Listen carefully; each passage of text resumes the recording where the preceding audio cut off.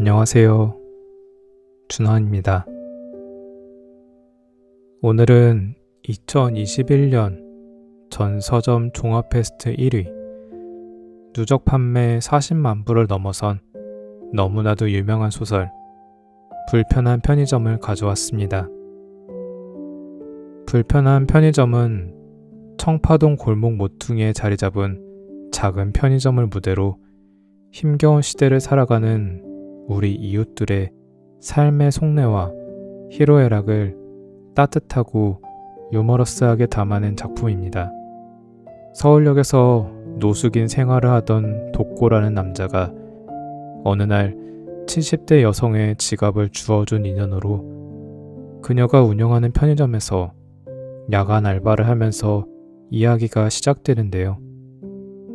덩치가 곰 같은 이 사내는 알코올성 치매로 과거를 기억하지 못하는 데다 말도 어눌하고 행동도 굼떠 과연 손님을 제대로 상대할 수 있을까 의구심을 갖게 하는데 웬걸 의외로 그는 일을 꽤 잘해낼 뿐 아니라 주변 사람들을 묘하게 사로잡으면서 편의점의 밤을 지키는 든든한 일꾼이 되어갑니다.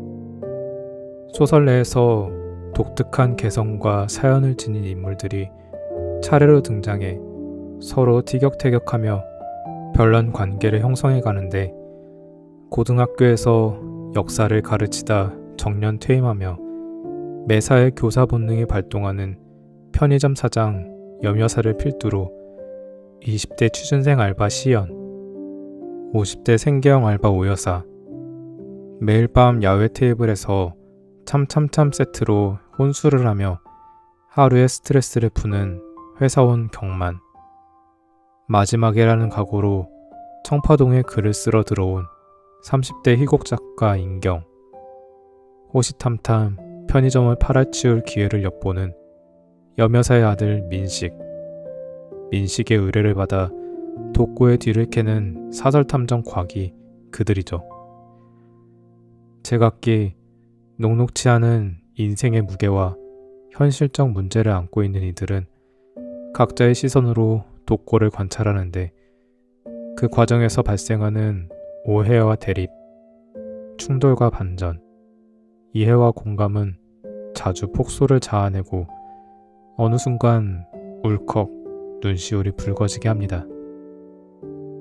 그렇게 골목길의 작은 편의점은 불편하기 짝이 없는 곳이었다가 고단한 삶을 위로하고 웃음을 나누는 특별한 공간이 되어갑니다. 소설 내용 중 GS 편의점의 박찬호 도시락이 언급되는데 제가 녹음하려는 시간이 저녁 시간이라 편의점을 가려고 나가보니 때마침 GS 편의점이 있더라고요. 그래서 가봤는데 아쉽게도 박찬호 도시락은 이제 나오지 않는 것 같습니다. 어떤 맛일까 궁금했는데 말이죠. 저는 오늘 소설의 시작인 노숙자 독고와 편의점 사장 염여사가 만나게 되는 과정을 읽어드리려 합니다. 그럼 오늘도 편안한 밤 되세요.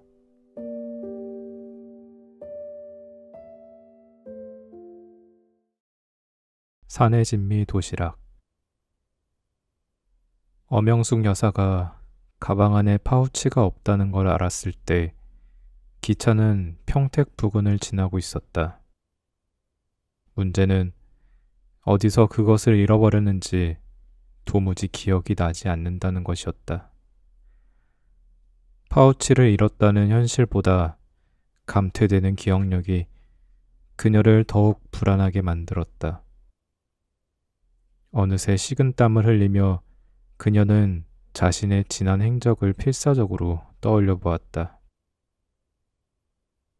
서울역에서 KTX 기차표를 끊을 때까지는 분명 파우치를 지니고 있었다.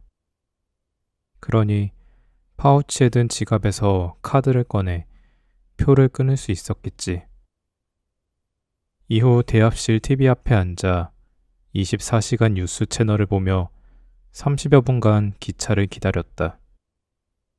탑승하고는 가방을 아는 채 잠시 잠이 들었고 깨어나 보니 모든 것은 그대로였다. 방금 전 휴대폰을 꺼내려고 가방을 열었을 때 안에 있어야 할 파우치가 없는 것에 소스라치게 놀랐을 뿐이었다. 지갑, 통장, 수첩 등 자신의 가장 중요한 것들이 담긴 파우치가 없다는 것에 그녀는 숨이 막힐 지경이었다. 엄여사는 자신이 타고 있는 기차의 속력에 뒤지지 않게 두뇌를 가동해야 했다. 차창 밖으로 빠르게 지나가 버리는 풍경을 되돌리기라도 할 듯 기억을 리와인드했다. 혼잣말에다 다리를 떨며 골몰에 있는 그녀의 행동에 옆자리의 중년 사내가 헛기침을 했다. 그녀의 몰입을 방해한 건 옆자리 사내의 헛기침이 아니라 가방 안에서 울린 휴대폰 착신 음악이었다. 아바의 노래였는데 공명이 떠오르지 않았다. 치키티타였나? 댄싱 퀸이었나? 아이고 준이야, 할머니가 진짜 치매에 오려나 보다. 엄여사는 떨리는 손으로 가방 안 휴대폰을 꺼내고 나서야 공명이 Thank you for the music이라는 것을 기억해냈다. 동시에 낯선 02번호로 전화가 오는 것을 확인했다. 그녀는 심호흡을 한 뒤 전화를 받았다. 여보세요? 상대방은 대답이 없었다. 다만 주변의 소음이 공공장소임을 짐작해 했다. 누구세요? 영숙이에요? 사람의 목소리라기엔 너무나 거칠고 불분명했다. 마치 겨울잠을 끝낸 곰이 동굴에서 나와 처음 입을 열면 나올 법한 소리였다. 예, 그런데요. 지갑요. 맞아요. 주우신 분인가요? 어디시죠? 서울. 서울 어디요? 혹시 서울역 아닌가요? 그쵸. 서울역. 그녀는 안도의 한숨을 휴대폰 옆으로 내쉰 뒤 목청을 가다듬었다. 지갑 찾아주셔서 고맙습니다. 그런데 제가 지금 기차 아니고요. 다음 역에 내려 바로 돌아갈 테니까 좀 보관해 주시거나 어디 맡겨 주실 수 있나요? 사례는 제가 가는 대로 해드릴게요. 여기 있죠. 갈 데도 없죠. 그래요? 알겠어요. 서울역 어디서 만날까요? 공항철도 가는 길 GS 편의점요. 고맙습니다. 빨리 갈게요. 천천히 와요. 알겠어요. 고맙습니다. 전화를 끊고 나자 기분이 묘했다. 휴대폰 너머로 들리는 동물의 음성 같은 어눌한 말투는 그가 노숙자임을 확신케 했다. 무엇보다 갈 데도 없죠.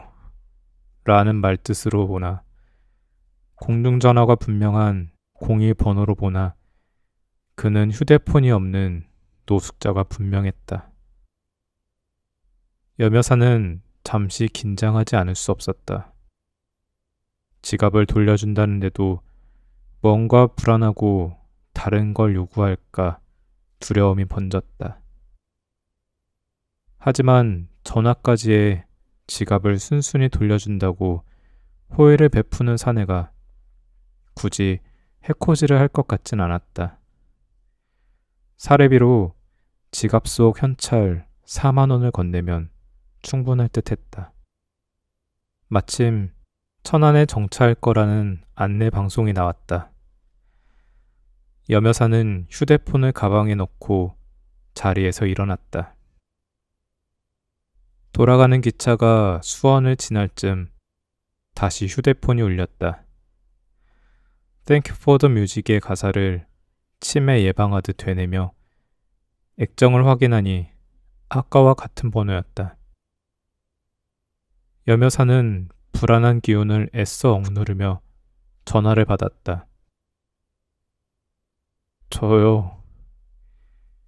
사내의 웅크린 듯한 목소리가 들려왔다.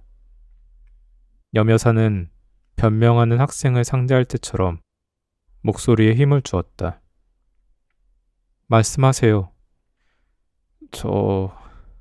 선생님, 배가 고파서요. 그래서요? 편의점 도시락, 안 돼요? 순간 여묘사의 마음에 미열이 일었다. 선생님이라는 호칭과 도시락이라는 단어가 그녀를 한결 너그럽게 만들어주는 걸 느낄 수 있었다. 그러세요. 도시락 사드시고요. 목마를 테니 음료수도 같이 사드시고 계세요. 고마워요. 전화를 끊고 얼마 지나지 않아 휴대폰에 결제 문자가 떴다. 이건 마치 편의점 계산대 앞에서 전화한 게 아닌가 할 정도로 재빠른 시간이었다. 많이도 배고픈 걸 보니 그의 정체는 서울역의 맹주, 비둘기의 친구, 노숙자가 확실했다. 자세히 살펴보니 GS 박찬호 투머치 찬 많은 도시락 4,900원 이라 떠 있었다. 음료수는 안 사 먹은 거 보니 염치는 있나 보군. 여묘사는 혹시 모르니 누군가를 불러야 할까 고민했던 마음을 접고 그와 단둘이 만나기로 했다. 이른에 치매 염려 증상이 있다고는 하나 여전히 그녀는 자신의 위험을 믿었다. 교단에서 정년을 맞을 때까지 한 번도 비굴하게 굴지 않고 당당히 온갖 학생들을 상대했던 자신을 믿기로 했다. 서울역에 도착하고 바로 공항철도로 내려가는 에스컬레이터를 발견했다.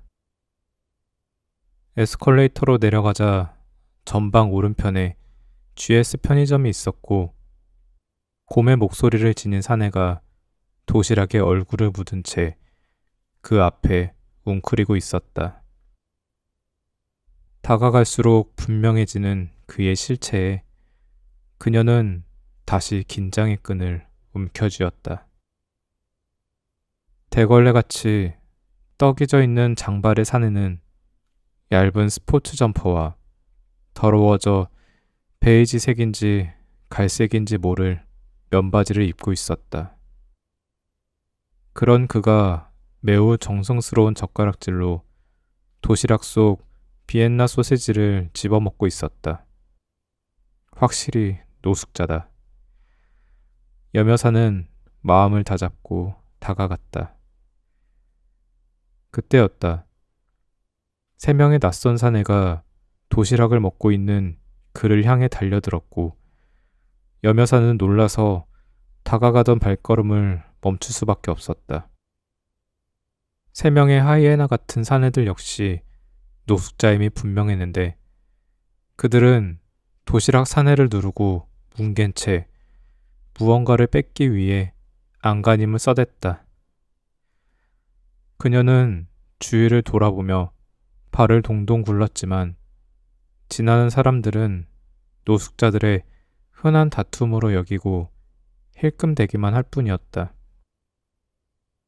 사내는 먹던 도시락을 떨군 채 온몸을 공처럼 웅크리고 방어했다. 하지만 결국 놈들에 의해 목이 졸리고 팔이 들리며 지키고 있던 물건을 빼앗기고 말았다. 안절부절 못하며 살피던 여묘사의 시야에 놈들이 빼앗은 물건이 확 들어왔다. 자신의 분홍색 파우치였다.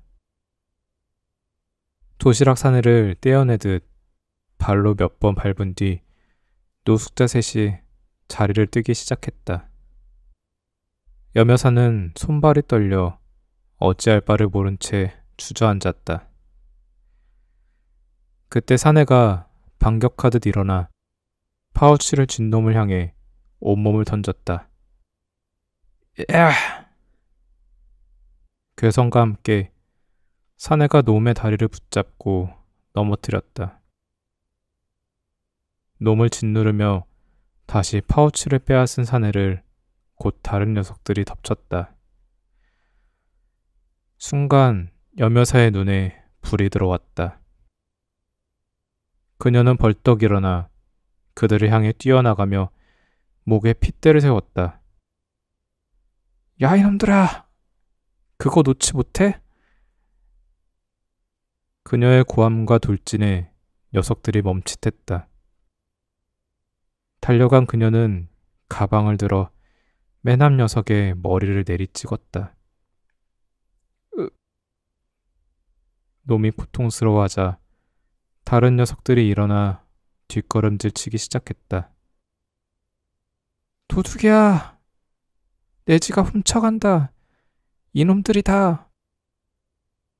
여묘사의 앙칼진 외침에 사람들이 멈춰서 관심을 주기 시작하자 녀석들이 하나둘 몸을 돌려 달아나기 시작했다.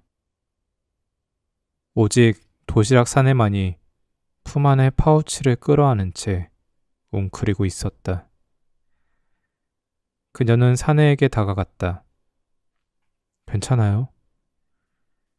사내가 고개를 들어 여묘사를 올려다보았다. 맞아서 부은 눈두덩이, 코피와 콧물이 섞여 나오는 코, 수염으로 가려진 입이 마치 사냥을 나갔다 다쳐 돌아온 원시인처럼 보였다. 사내는 그제야 자신을 공격하던 놈들이 사라진 것을 깨달은 듯 서서히 몸을 일으켜 앉았다. 여묘사 역시 손수건을 꺼내 그런 사내 앞에 웅크리고 앉았다. 순간 노숙자 특유의 퀴퀴하고 역한 냄새가 코에 훅 들어왔다.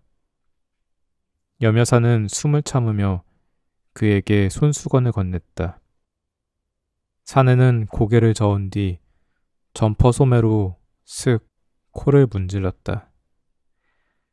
그녀는 행여 파우치에 사내의 피와 콧물이 묻을까 염려가 드는 스스로에게 짜증이 일었다. 진짜 괜찮아요? 사내가 고개를 끄덕이곤 여묘사를 살폈다. 유심히 살피는 사내의 눈빛에 그녀는 잠시 자신이 무얼 잘못한 거라도 있나 걱정이 들었고 어서 자리를 뜨고 싶은 마음이 앞섰다. 그래, 이제 파우치를 돌려받아야 했다. 고마워요. 그거 챙겨줘서. 사내가 자신의 왼팔로 감싼 파우치를 오른손으로 짚더니 그녀에게 건넸다. 그런데 여묘사가 파우치를 받으려는 순간 사내가 다시 그것을 자기 품으로 회수했다. 놀란 그녀를 꼼꼼하게 살피며 그가 파우치를 열었다. 뭐 하는 거예요? 주인, 맞아요? 그럼요. 내가 주인이니까 알고 온 거잖아요. 아까 나랑 통화한 거 기억 안 나요? 터무니없는 그의 의심에 여묘사는 기분이 나빠지려 했다. 사내는 가타부타 말없이 파우치를 뒤져 지갑을 찾았고 거기서 신분증을 꺼내 살폈다. 주민번호요. 아니, 내가 지금 거짓말 하는 것 같아요? 확실해야 해요. 이거 주인 돌려줄 체, 책임이 있어요. 거기 주민등록증에 내 사진 붙어 있잖아요. 비교해봐요. 사내는 맞아서 부은 눈을 끔뻑이며 주민등록증과 여며사를 번갈아 살폈다. 사진 안 같아 보여요. 황당함에 여며사는 자기도 모르게 혀를 찼다. 화도 나지 않았다. 오래됐어요, 사진. 사내가 덧붙였다. 오래된 사진이지만 분명 여며사의 얼굴이고 알아볼 만도 한데 아마도 건강 상태를 반영하는 듯 사내의 시력에 문제가 있는 것 같았다. 혹은 그녀가 정말 몰라보게 늙었거나. 주민번호 말해봐요. 휴. 여며사는 짧은 한숨을 쉰 뒤 사내를 향해 또박또박 말했다. 520725 땡땡땡땡 땡땡땡. 됐어요? 맞다. 확실히 해야죠. 그쵸?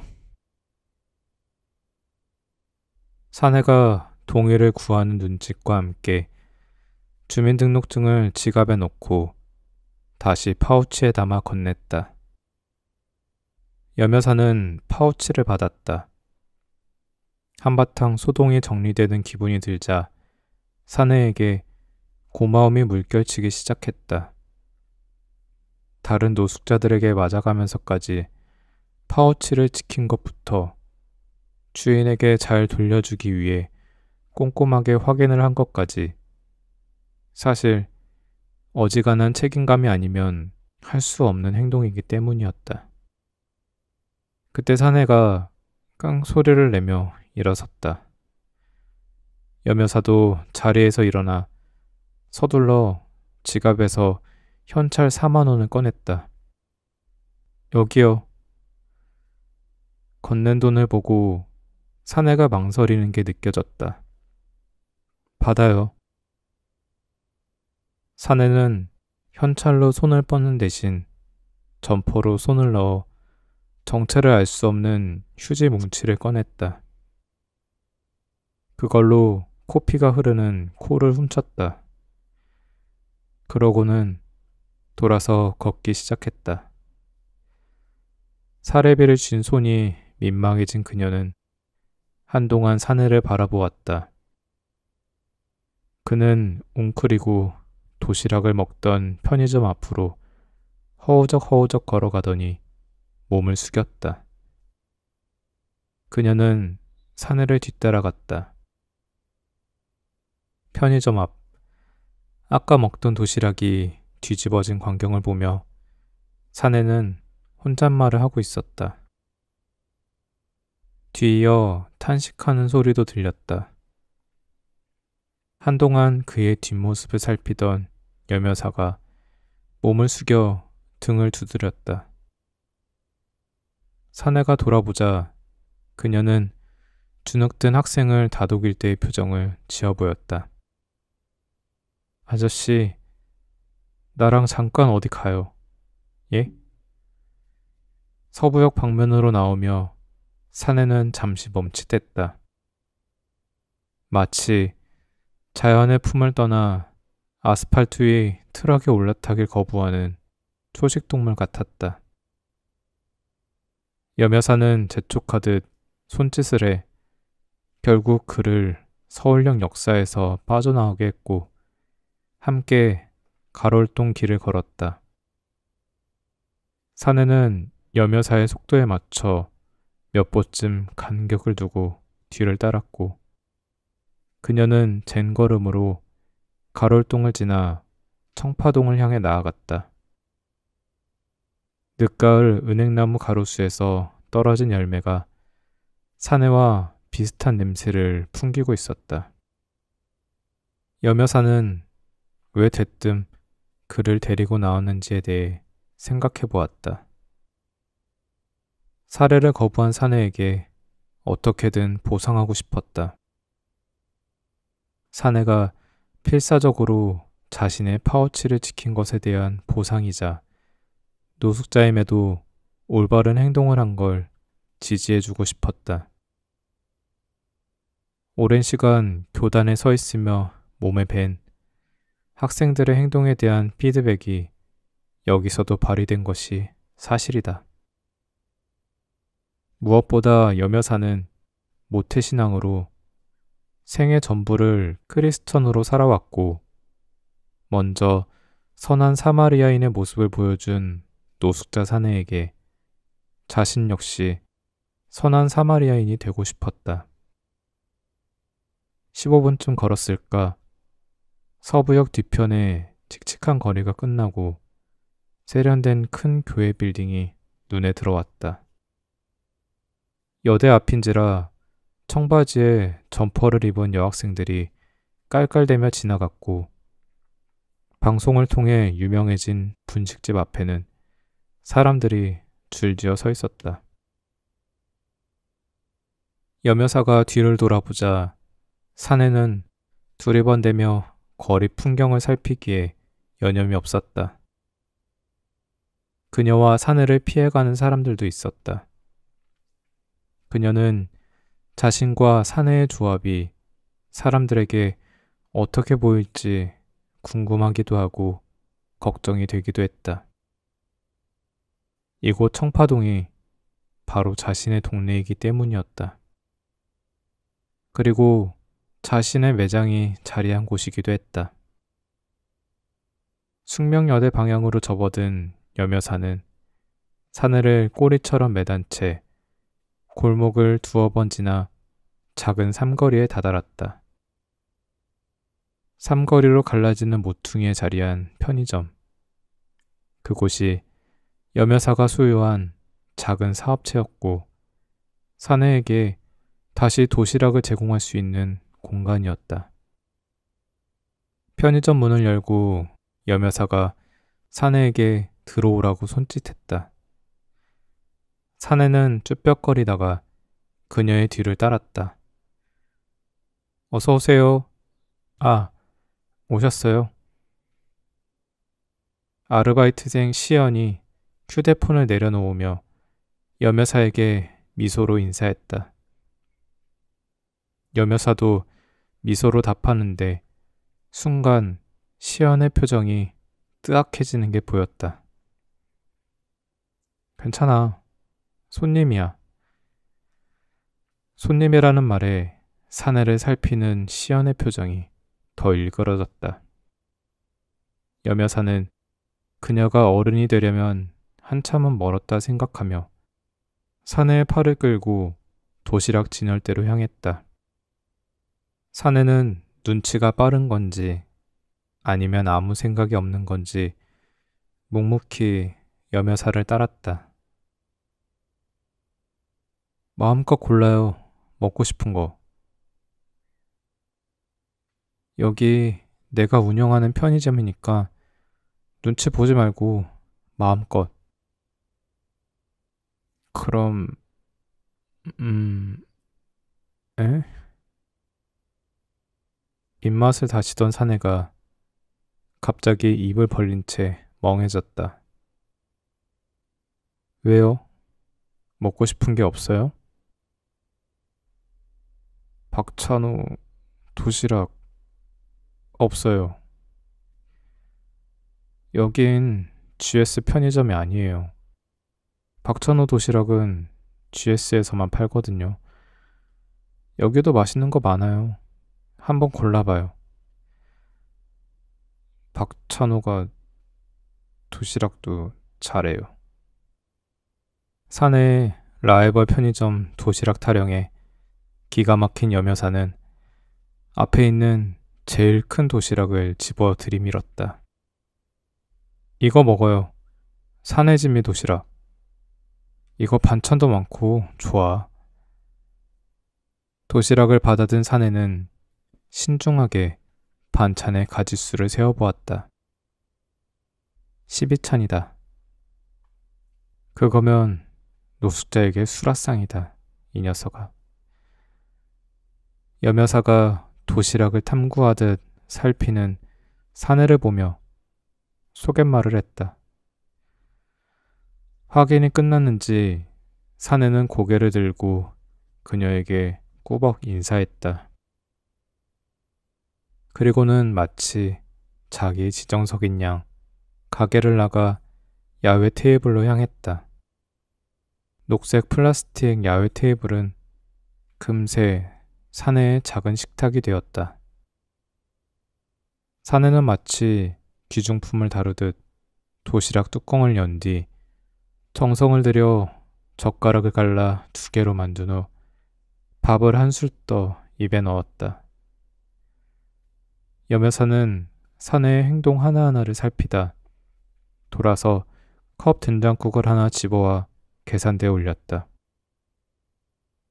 시연이 바로 알아채고 바코드를 찍었고 여묘사는 된장국에 온수를 부은 뒤 수저를 챙겨 밖으로 나갔다. 같이 먹어요. 국물이 있어야 좀 낫지. 여묘사가 내려놓은 된장국과 그녀의 얼굴을 번갈아 살피던 사내는 수저를 건넬 새도 없이 들어 한 모금 마셨다. 그는 뜨거움 따윈 잊은 듯 된장국의 반을 후루룩 마신 뒤 고개를 끄덕이곤 다시 젓가락질을 했다. 편의점으로 들어가 종이컵에 물을 따라온 여묘사는 그것을 사내 옆에 내려놓은 뒤 맞은편에 앉았다.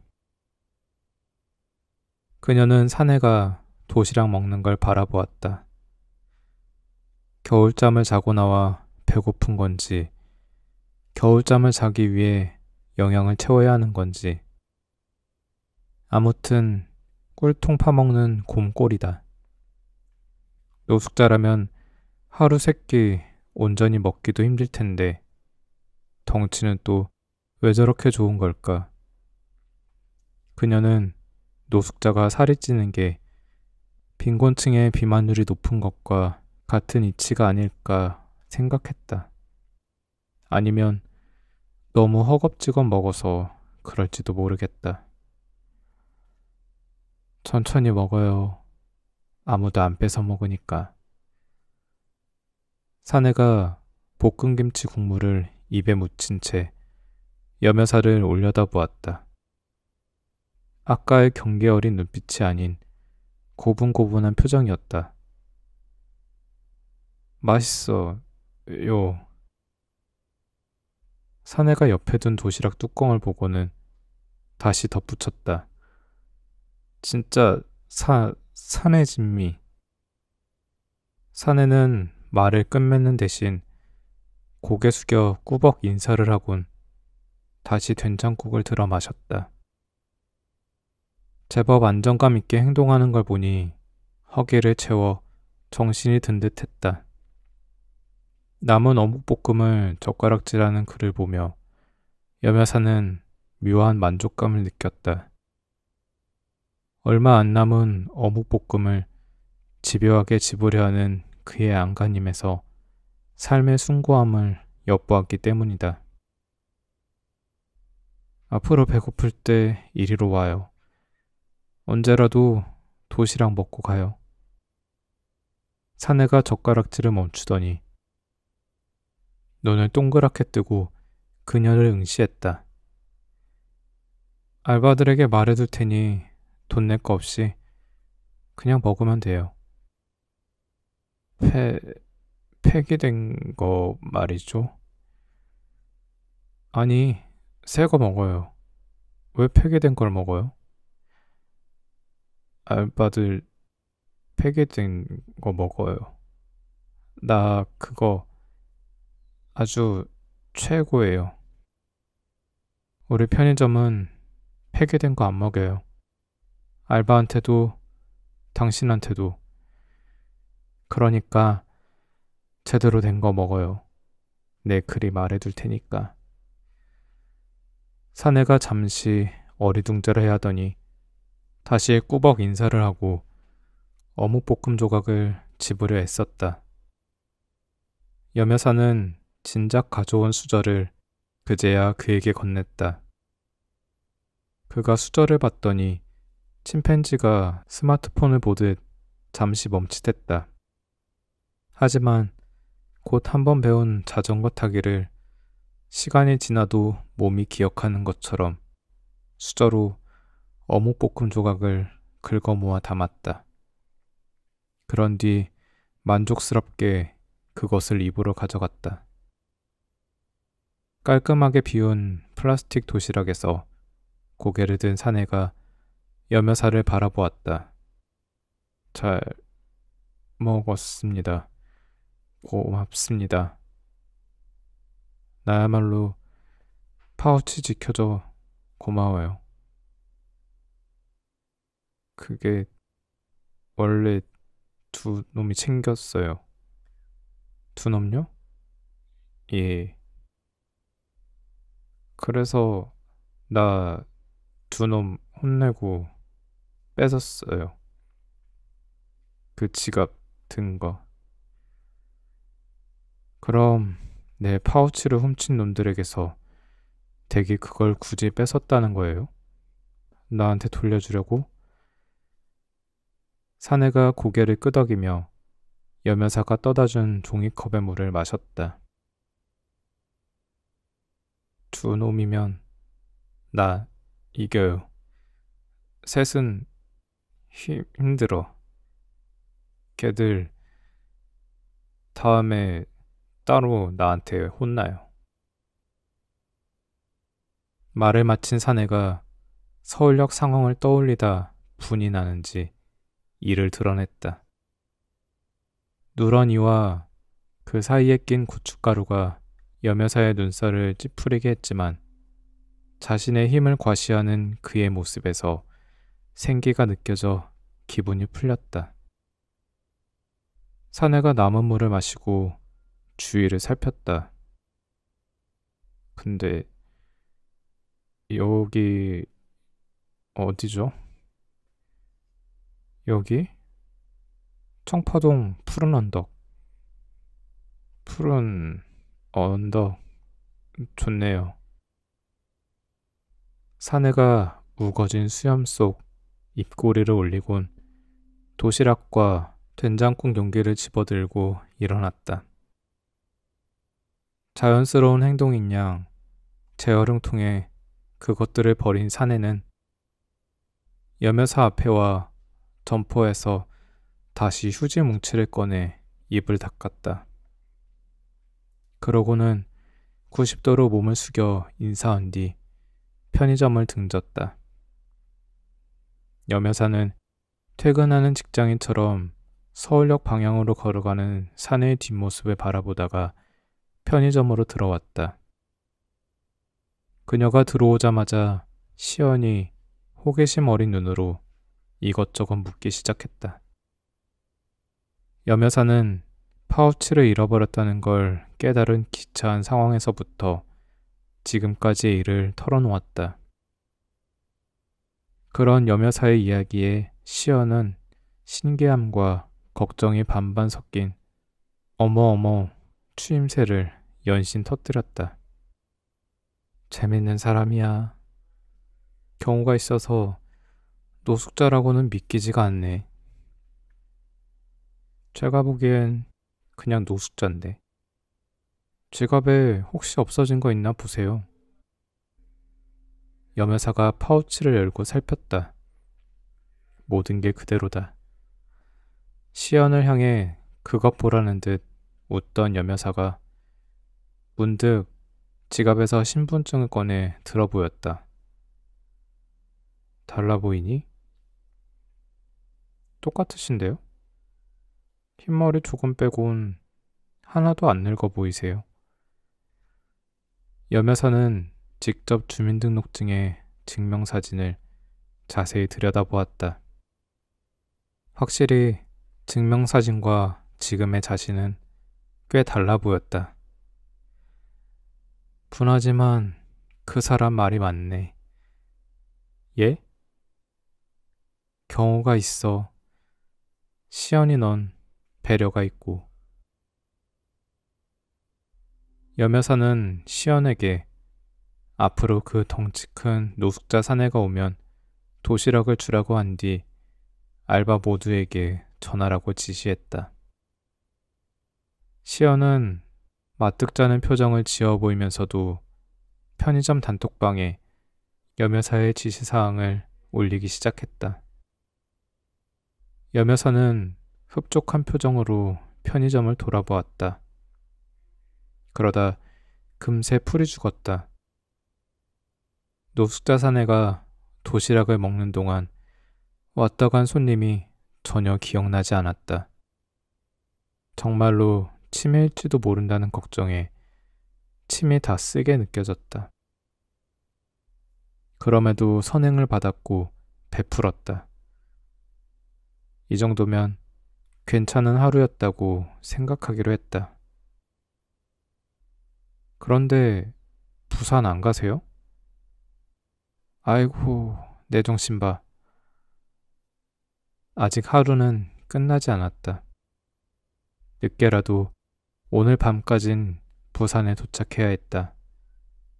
사촌 언니의 장례식이 있었고 간 김에 며칠 더 부산에서 보낼 계획이었다.